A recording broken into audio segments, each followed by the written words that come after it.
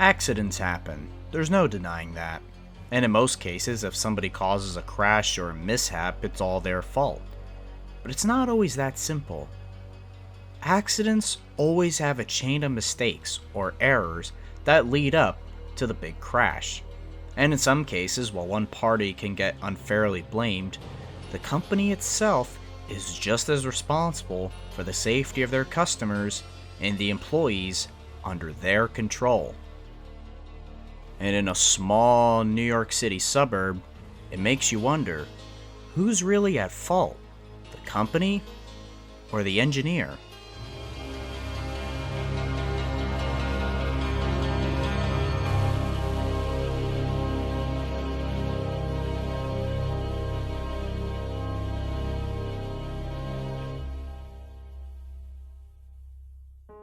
Our story begins in the early morning in the Bronx borough of New York, December 1st, 2013.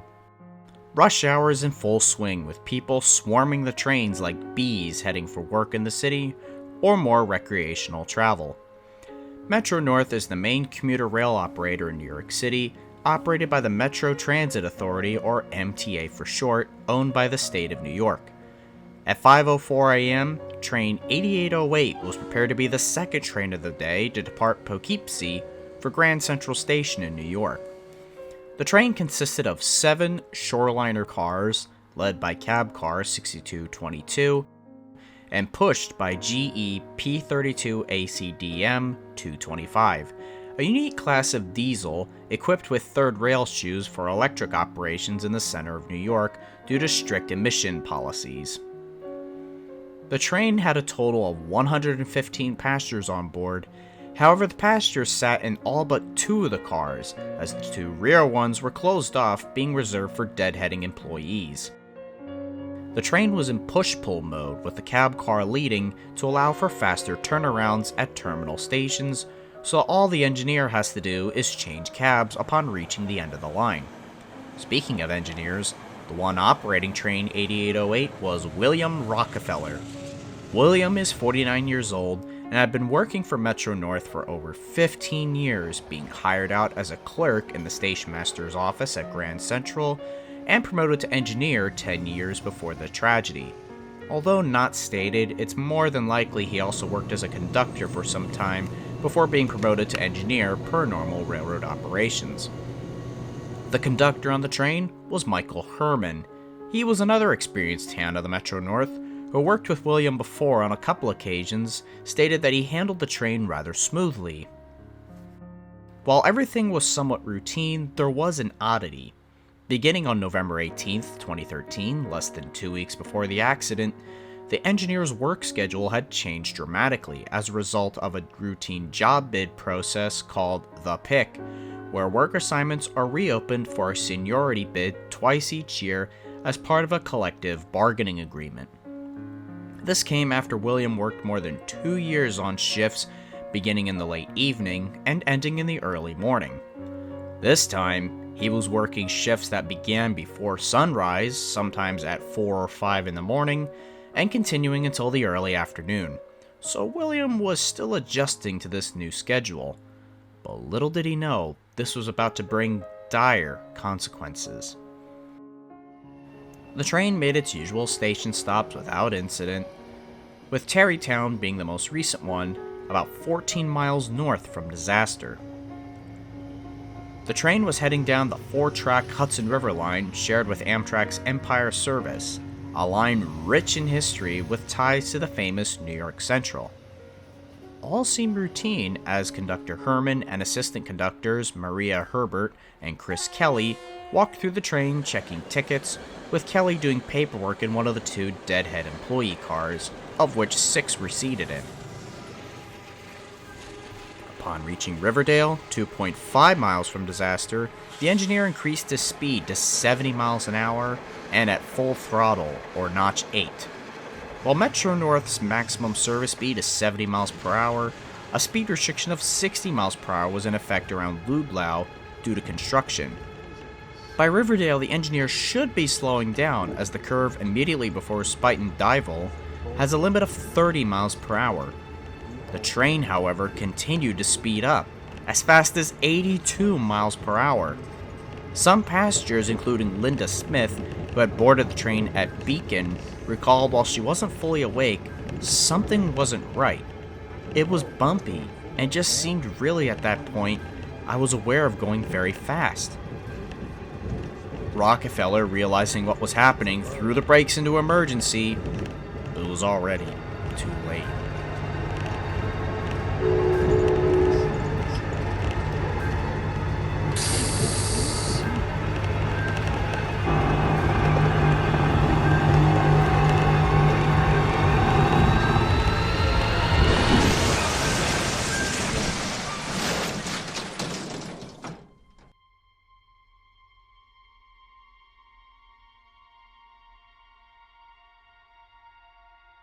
At 7:19 a.m., the train toppled over, derailing 100 yards north of the Spuyten Duyvil bridge. Almost the entire consist went on the ground, sliding on their right sides along the ballast, with the speed strong enough to rip some of the thick window panes out of their frames, causing some people to be ejected through the windows. The cab car, 6222, nearly ended up into the river mere inches away, but was somewhat upright. 125 firefighters of the New York City Fire Department were dispatched, as were EMS and other first responders. Access was easy since the train crashed not that far from the Spuyten Duyvil station, but efforts were delayed until the electrified third rail used by the Metro North Electric multiple units were shut off to prevent the danger of electrical shock. Upon their arrival on the scene, 4 people were found dead, 3 of them being ejected outside of the train. 61 were injured, including the conductor, assistant conductors, and passenger Linda Smith, who was found trapped under the seat cushions. Her sister, Donna Smith, riding with her, was among the dead. Engineer William was mostly uninjured and aided in the rescue efforts. Conductor Herman, despite a head injury and some bruises, took charge and reported the derailment to the dispatcher. He then worked with Assistant Conductor Kelly to coordinate the passengers and the emergency responders. Survivors were taken to a family resource center set up at the nearby John F. Kennedy High School. After all passengers were accounted for, it was closed that afternoon. I was in the 4th car on the right side of the train, and it was a very comfortable ride, made all the stops, and right past Tarrytown, New York, I started to doze off because it was such a comfortable ride. And I was awoken when the train actually was going off the track. So it's very similar if you've been in an airplane to have severe turbulence. It jostles right off, and being on the right side, it tilted to the right to the point that I could see the gravel and the ground whizzing past my head just a couple feet. Car bounced to the right, bounced to the left, and kept rolling back and forth until I was smashed into the left side of the train on the wall. Investigators wasted no time gathering evidence on what could have caused this accident. They also wasted no time interviewing the engineer and double-checking documents, including medical records. In interviews, he stated, "I don't know how to explain it. It was sort of like I was dazed, looking straight ahead, almost like mesmerized. And I don't know if anybody's ever experienced, driving a long period of time in a car and staring at the taillights in front of them, and you get almost like that hypnotic feeling staring straight ahead. I was just staring straight ahead. It was that hypnotized feeling, dazed, that's what I was feeling. And then something wasn't right with the train." This was an important clue. As mentioned earlier, the engineer recently had a shift change 2 weeks before the crash. Anyone, including yours truly, will tell you adjusting to a new sleep schedule can take several days or longer, depending on the difference between the previous and current schedules and the quality of restorative sleep obtained. Think of it like jet lag after jumping time zones from the eastern United States to somewhere like Italy. Engineer William told investigators that on his new work schedule, he'd be awake around 3:30 a.m. and go to bed between 8 and 8:30 p.m. His wake and sleep schedule shifted a full 12 hours compared to his prior routine. William reported that his wake and sleep times varied in the days preceding the accident around the Thanksgiving holiday, which could have degraded the quality and quantity of his sleep, and given the substantial shift in work schedules, it's likely that the engineer had not fully adjusted to the new schedule. It's not uncommon for some train crew members to change routines and even be on call 24/7, mainly on the freight side, but for passenger crew members, it's a lot more unusual. However, that's not the full story. When the NTSB looked through medical records, they found while the engineer passed all required physical examinations, his personal medical records indicated he was complaining of fatigue prior to the accident, and had also been diagnosed with low testosterone and later hypothyroidism, also known as an underactive thyroid, that can affect how your body can convert food into energy. He was also obese with a body mass index of 36.4 in the week following the accident. During interviews following the accident, the engineer reported that his wife had complained that he snored, likely adding to his growing list of medical conditions. To make matters worse, after the accident, a sleep study resulted in the diagnosis of a severe obstructive sleep apnea, or OSA for short. This was no doubt why he stated in interviews he felt days before the crash like a highway hypnosis, staring at the hundreds of railroad ties passing beneath him until disaster. The engineer had multiple OSA risk factors, including obesity, snoring, fatigue complaints, and excessive daytime sleepiness.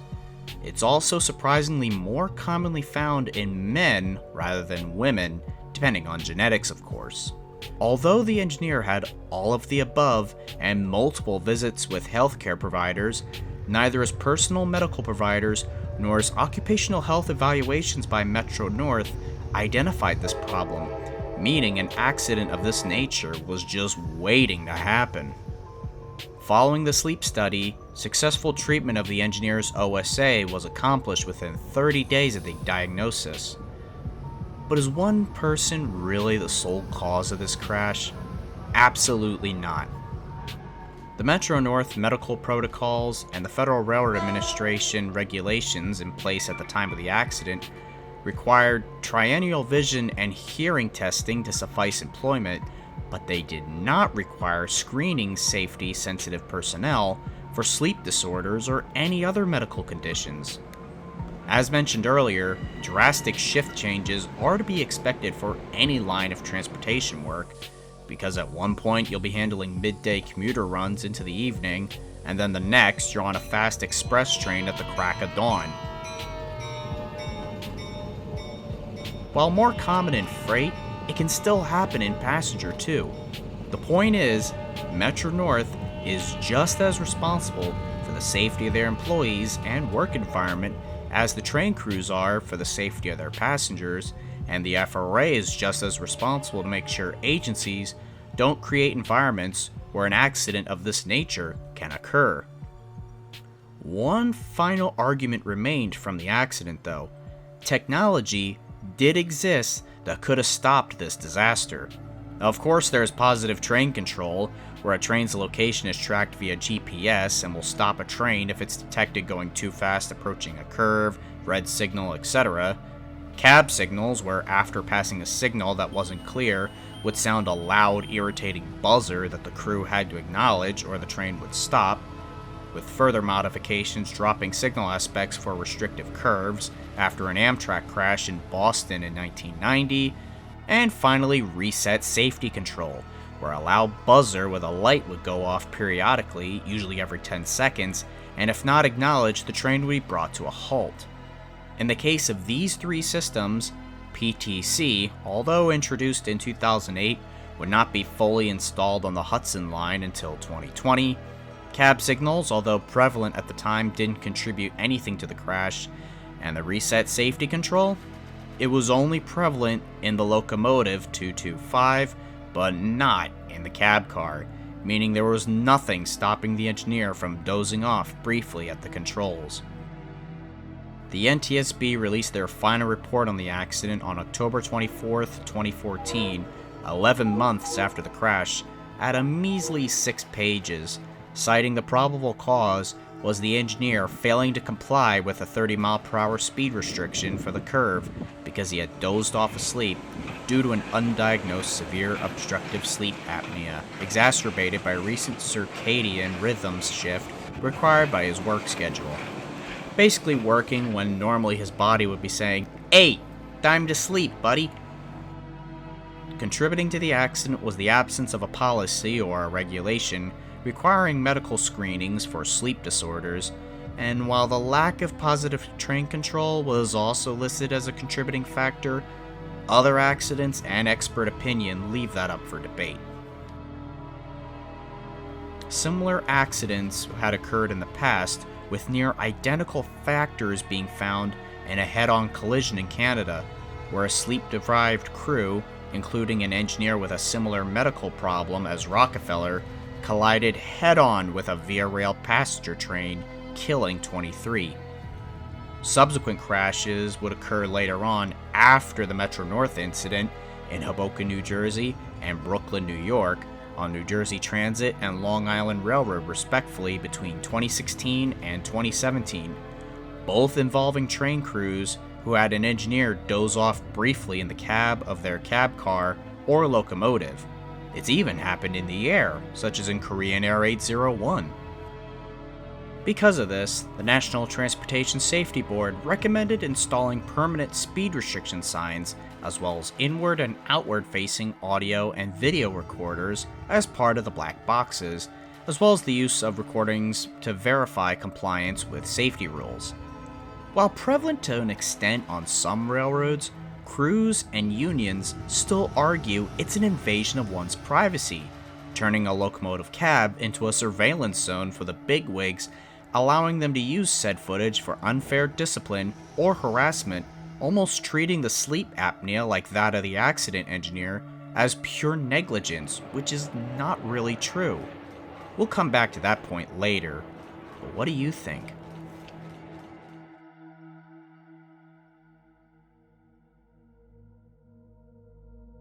In the wake of the accident, some of the shoreliner cars involved were scrapped, including cab car 6222, while P32-225 was repaired and returned to service.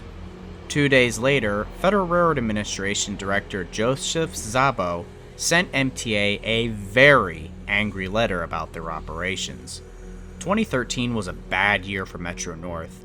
In May, 2 M8 train sets collided in Fairfield, Connecticut, when one derailed on a failed joint bar and the other collided with it. 2 months later, not far from where train 8808 toppled over, on the other side of the Spuyten Duyvil station, CSX Q704 derailed after excessive wear and tear on the right-of-way caused the gauge of the rails to shift, knocking over trash containers. And there was yet another accident on the New Haven line that killed a track worker, though little information exists about this incident. That all led to 5 deaths and 129 injuries total. He stated, quote, "The specific causes of each of these accidents may vary, but regardless of the reasons, 4 serious accidents in less than 7 months is simply unacceptable." Lawsuits eventually stemmed from passengers and crew members, including the engineer. Metro North had initially denied Rockefeller a disability pension based on the post-traumatic stress disorder he suffered from the accident. He appealed, and in late 2016, Metro North announced that he would receive $3,200 a month, being eligible for his pension since he would never be able to operate a train ever again. But at the same time he received the pension, Rockefeller sued Metro North for $10 million in federal court, alleging the railroad had failed to install a system to alert engineers when the speed limit is exceeded. He argued that after another engineer had a 2-week suspension in 2005 after speeding through the same curve, causing passengers' belongings to fall off the overhead luggage rack. They had to know the curve was dangerous. Metro North executives, however, declined, believing it was better to rely at least in part of the engineer remaining alert, citing a 2009 accident on the Washington Metro that was attributed to putting too much trust in technology found to be dysfunctional at the time. There might have been talk amongst engineers saying, hey, that curve's a little touchy, watch yourself, but nothing was ever put in documentation. And why is that? It was always taken for granted it was there. It's been there 100 years, that curve, and everybody knew it. And then came Mr. Rockefeller. Not only that, the MTA countersued Rockefeller for the same amount, citing the cost of the damage resulted in the accident. This was dismissed in 2019, ruling that Rockefeller had presented enough evidence that a juror could reasonably conclude his former employer was at fault. MTA fired back with evidence from the black boxes from the locomotive that suggested Rockefeller had been driving the train erratically earlier that day, at one point slowing to less than 50 miles per hour on a section where the speed limit was around 70 miles an hour, a sign of fatigue. He had also told his conductor in the past, "It's your job to keep me awake." Herbert declined that this happened, however. 4 months later, Rockefeller withdrew from the suit. There were talks about filing negligent homicide charges against the engineer, but prosecutors decided not to go ahead. Linda Smith, who lost her sister in the crash, agreed, stating it was punishment enough for Rockefeller to have to live with his role in the accident. In a way, he's in jail forever because he's got to live with this. I just wish it never happened.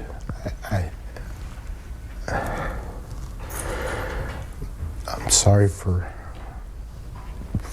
it happening. I'm sorry for I just see the faces. I can't stop seeing the faces. I'm just haunted by those faces. Something that could be shared with everyone that went through that fateful day, even 12 years later. It feels like yesterday. It really feels like yesterday. It feels like it just happened. Every day feels like it just happened yesterday. And no matter what I do, I just can't shake that feeling. Through some deep, dark times, I was really thinking about just ending it. And I don't know if you want to call it punishment, but I just can't shake living with this.